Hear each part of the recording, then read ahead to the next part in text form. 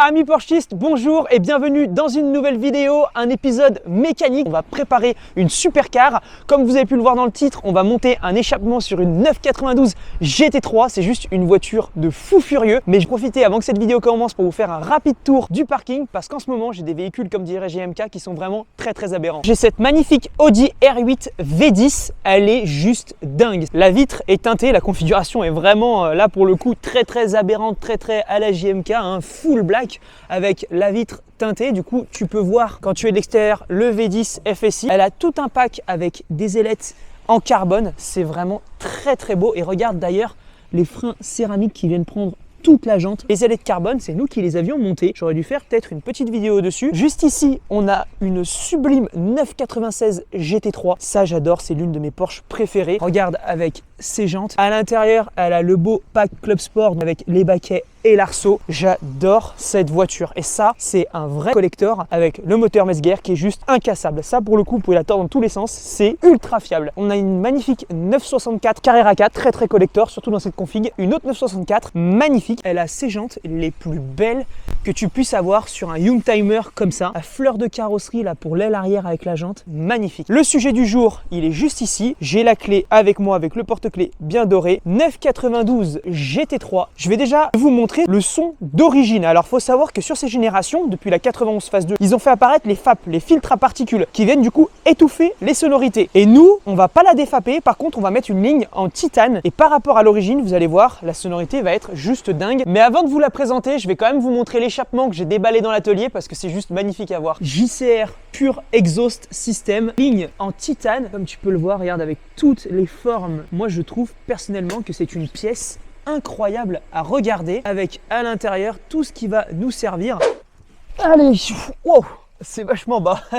Petite astuce pour tous ceux qui savent pas, tu as un bouton sur le côté du baquet qui vient te permettre de régler la hauteur électriquement. Je la laisse tourner pendant que je vous la présente à l'arrêt pour la bonne et simple raison que ça va lui permettre de chauffer parce que la 92 GT3 possède un rave limiter qui veut dire qu'à 3-4 000 tours minute, ça va être bloqué. Donc en fait, les coups d'accélérateur en position neutre ou P vont être limités à 3-4 000 tours minute maximum. Donc en fait, il faut rouler pour pouvoir atteindre plus de tours minute et vraiment vous faire écouter la sonorité qu'elle dégage. Elle est magnifique dans ce gris, ça lui va super bien, ça la rend à la fois sobre et super sportive. À l'arrière, on a vraiment ce cul large de la GT3 avec le nouveau bandeau lumineux qui est apparu sur toutes les 92. L'aileron inversé, pareil, qui est apparu sur la 92 GT3. Il est inversé et réglable avec encore ici un béquet et une prise d'air. Au niveau des ailes, c'est une GT3, donc c'est super bombé. On a les roues de la GT3 avec les mono écrous, les jupes latérales, tout pour la rendre de plus en plus bodybuildée avec cette face avant ultra agressive, le double rainurage qui vient s'inscrire parfaitement dans une ligne aérodynamique avec les grosses prises d'air présentes à l'avant. Elle a des petits détails comme les rétroviseurs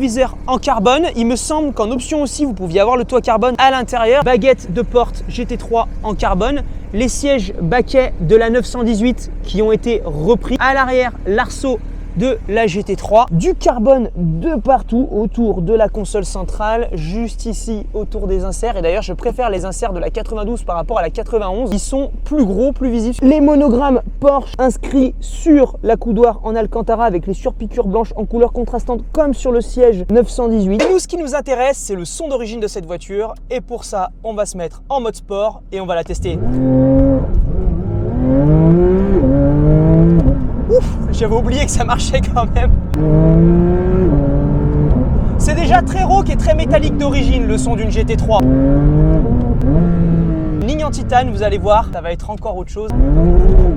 Il y a un truc qui est cool aussi sur la 92 GT3, comme chez Ferrari, quand vous arrivez très haut dans les tours, bande LED qui s'éclaire autour des compteurs et qui viennent vous dire t'arrives au rupteur. Et ça fait un peu comme les volants carbone avec les LED qui s'allument chez Ferrari. Je trouve ça super cool. Tout a été retravaillé sur cette voiture. Le toucher aux palettes, par exemple, il est beaucoup plus dur, beaucoup plus qualitatif, beaucoup plus réactif.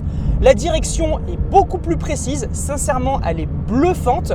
Le freinage, bon, ça c'était déjà top, mais là on est pareil sur quelque chose d'excellent. Mais moi, ce qui me bluffe vraiment sur cette voiture, c'est la précision et la réactivité dans la direction. On part vraiment sur autre chose. C'est clairement un autre monde. J'adore. Ah, j'adore. C'est déjà très métallique, hein.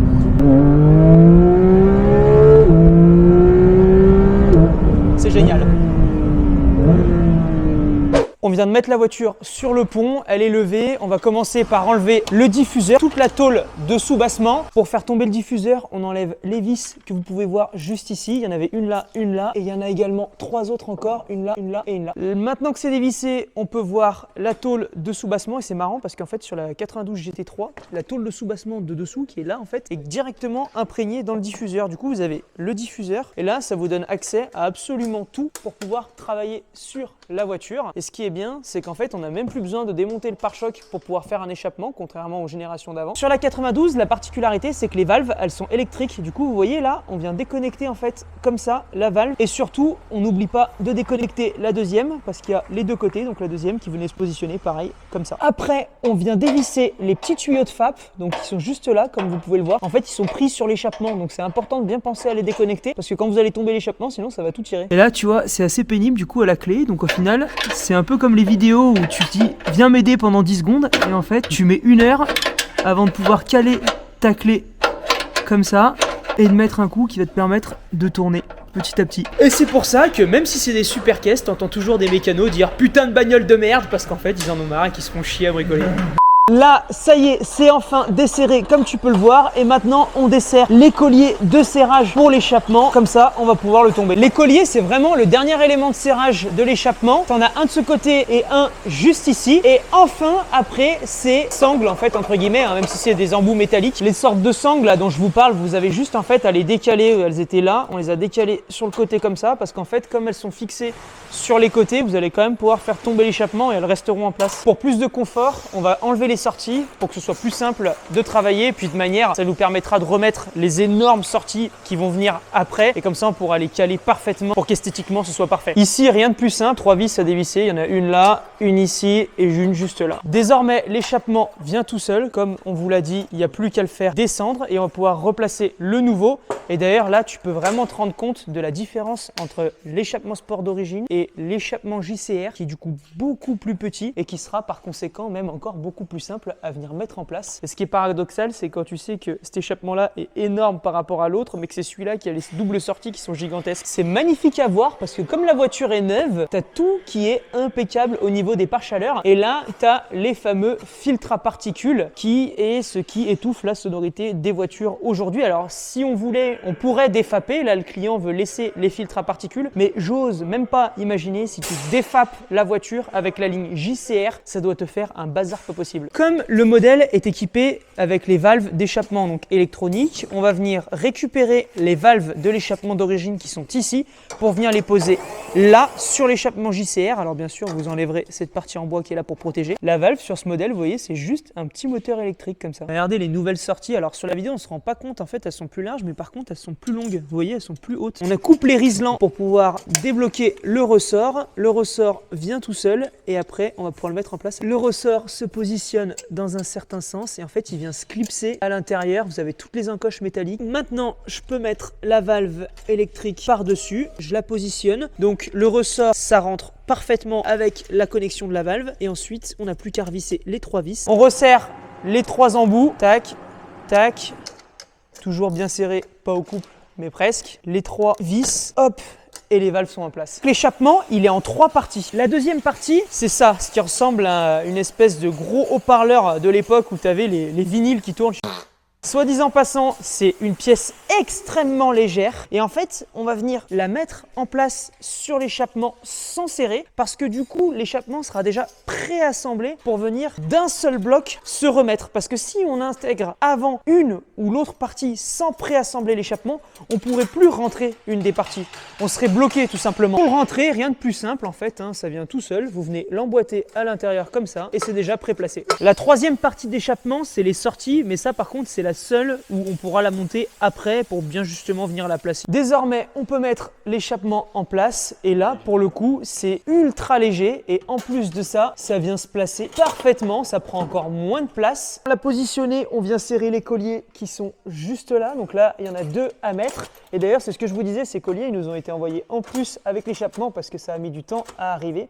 Et la fixation avec ceux-là, elle est vraiment top. Donc ça fait plaisir de les avoir eu en cadeau. On peut rebrancher les valves que j'ai déconnectées. On peut serrer les colliers collier, là au moins ça va bien le maintenir. C'est quand même super beau à voir, franchement j'adore. Regardez avec les doubles passages juste ici, les petits embouts qui viennent compléter sur les gros fabs, ça vient libérer de l'espace, les pièces sont neuves, franchement j'adore. Quand t'aimes la mécanique, c'est toujours trop beau à voir. On vient de poser maintenant les embouts et en fait là ils peuvent bouger un petit peu, mais en fait le but c'est de pas les serrer pour le moment, dans le sens où justement on va pouvoir les centrer. Maintenant on serre les petits colliers de fixation qui sont là entre le FAP et le silencieux. On a positionné les sorties pour que la hauteur soit bonne. Alors pour faire ça, on s'est servi du diffuseur de la voiture qui est juste ici pour s'assurer que ce soit parfaitement en place. Et maintenant on remet les 3 vis que je vous ai présentées au début de la vidéo, donc celle qui est là, celle qui est juste ici et celle qui est là sur le côté. Toujours dans la continuité, on fait le chemin inverse dans tous les cas à chaque fois qu'on remonte. Là, on resserre les tuyaux du FAP. Petite cerise sur le gâteau, JCR, quand vous leur achetez un échappement, ils vous offrent un certificat d'authenticité dans une petite pochette qui atteste que l'échappement est bien de chez eux. Et vu que c'est des échappements de grande qualité et à des prix assez élevés, ben du coup c'est top parce qu'en fait ça vous fait une trace pour la valeur de la voiture qui est absolument géniale. On n'a plus qu'à remettre le diffuseur. Premier démarrage, moment de vérité. Ah oui, c'est mieux. Ça fait tout de suite beaucoup plus de bruit. Dites-vous que les valves d'échappement sont fermées. Donc déjà, ça fait quand même un sacré bruit. Et maintenant, on va ouvrir les valves. Et là, tout de suite, on entend la différence. C'est quand même vachement plus rauque, hein.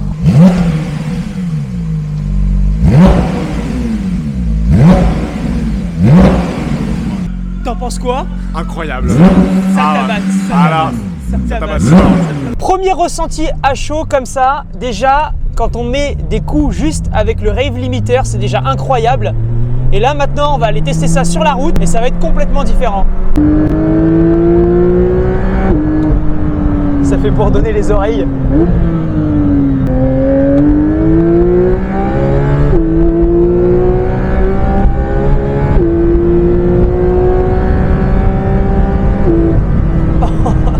C'est de la balle en vrai, c'est vraiment de la balle.